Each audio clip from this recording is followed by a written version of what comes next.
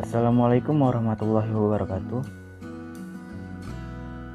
Saya Dimas Dermawan dari kelas S1 MTUE 2018 dengan NIM 1805050011301. Mata kuliah Sistem Transportasi. Antisipasi moda transportasi di saat wabah pandemi.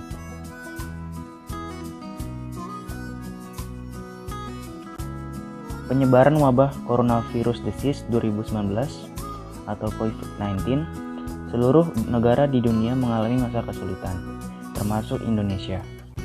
Organisasi Kesehatan Dunia, World Health Organization atau WHO menyatakan wabah virus tersebut menjadi pandemi setelah menyebar secara global. Begitu cepat dari waktu ke waktu, salah satu dampaknya berakibat pada penurunan pergerakan moda transportasi karena dibatasi adanya kebijakan pemerintah. Secara umum, pergerakan moda transportasi digunakan sebagai alat pendukung, sarana dan prasarana memudahkan manusia dalam mobilitas berpindah dari satu tempat ke tempat lain untuk aktivitas dalam kehidupan sehari-hari. Moda transportasi ini dapat berubah moda transportasi darat, moda transportasi udara, dan moda transportasi laut, di mana setiap moda tersebut memiliki karakteristik tersendiri yang berbeda-beda. Munawar 2005. Transportasi menjadi parameter utama dengan maraknya pembangunan kota besar di Indonesia karena sektor transportasi dan perencanaan transportasi salah satu sektor yang sangat berperan untuk suatu pertumbuhan ekonomi yang menyeluruh. Selain itu, komponennya tidak dapat dipisahkan dari perencanaan membangun sebuah kota. Dalam perkembangan sistem transportasi, akan secara langsung mencerminkan pertumbuhan pembangunan ekonomi yang sedang berjalan. Dengan tersedianya sarana dan prasarana transportasi yang baik, mampu memberikan pelayanan kepada penduduk masyarakat dalam melakukan mobilitas agar mewujudkan kesejahteraan. Jika suatu pergerakan moda transportasi tersebut terhenti, tentu akan menimbulkan berbagai dampak lain, terutama akan terganggunya aktivitas di bidang sosial dan juga rantai perekonomian suatu masyarakat. Pandemi COVID-19 mengakibatkan dampak yang berpengaruh secara merata di berbagai aspek kehidupan.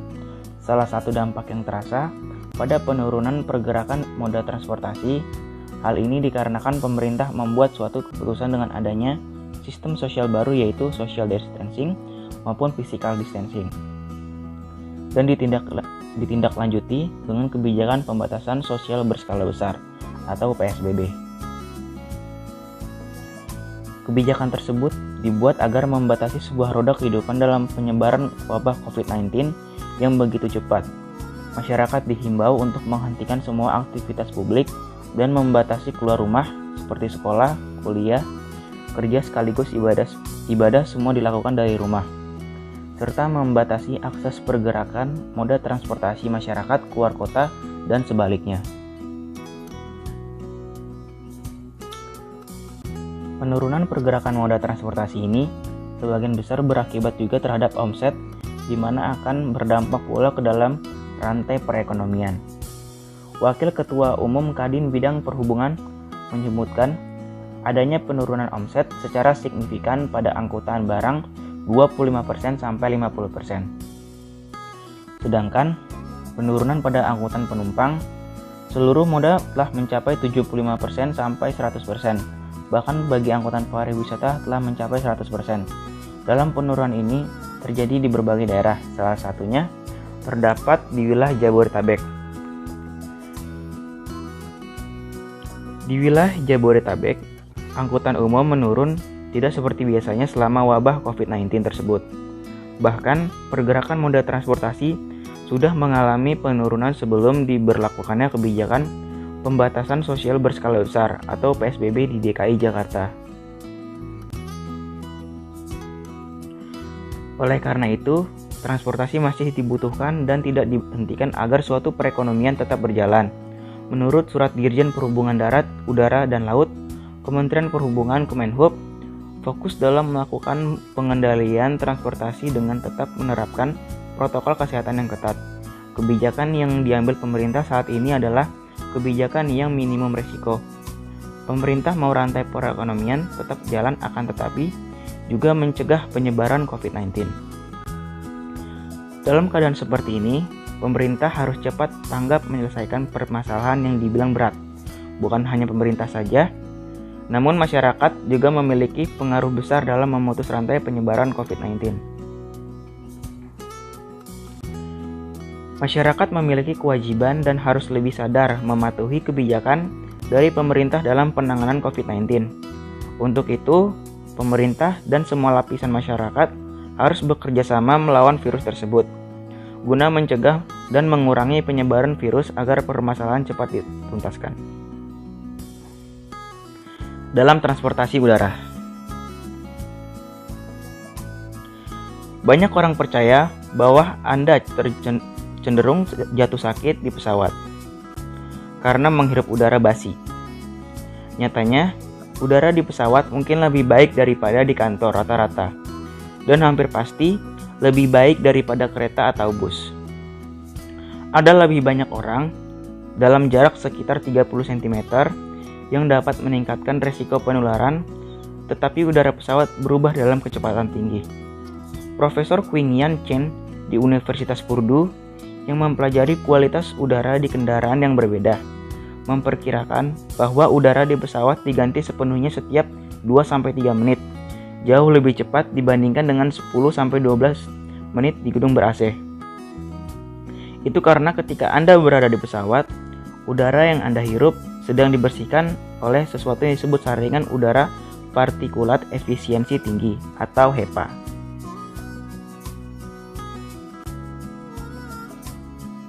Sebagai contoh, pada penerbangan jarak jauh, penumpang mungkin akan bergerak lebih banyak dan jika mereka terinfeksi virus, resiko penyebaran dapat terjadi.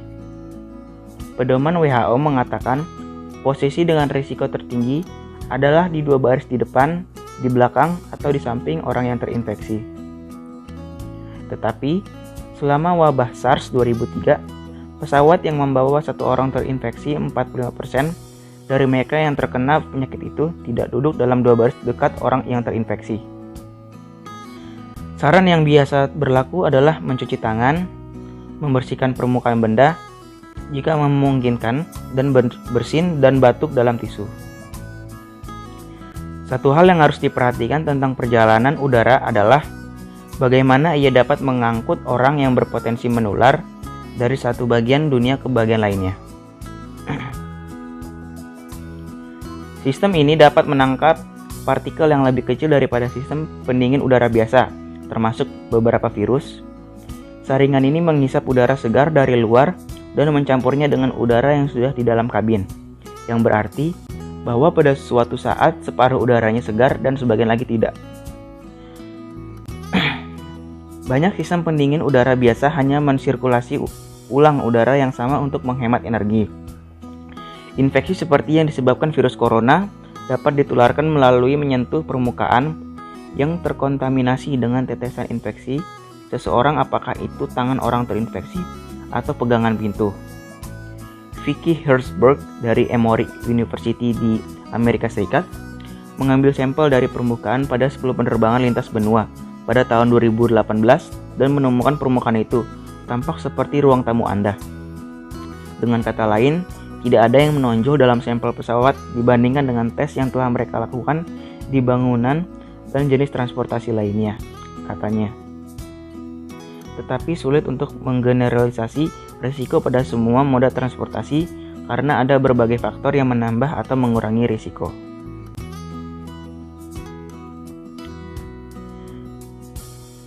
Sekian dan terima kasih dari saya. Assalamualaikum warahmatullahi wabarakatuh.